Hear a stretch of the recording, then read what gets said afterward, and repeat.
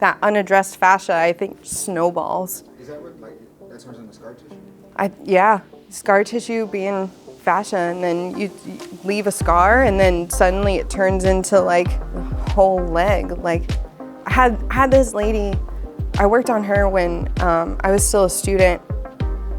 She had like a softball-sized mass on her shin, and I was like, "What is this?"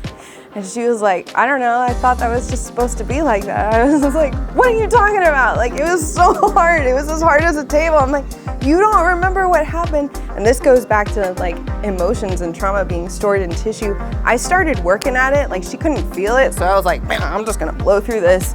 She got the memory come back. When she was 12, this lady's like 60. When she was 12, she jumped on a pair of scissors and it impaled her leg. And then it never got treated or dealt with, and she just thought that that's what a leg is supposed to feel like. I was like, oh my God.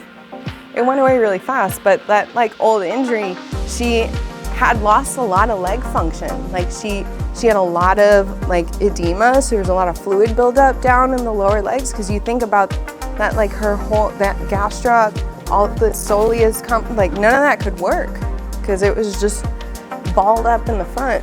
So those old injuries, yeah, that scar tissue builds up, same snowball effect.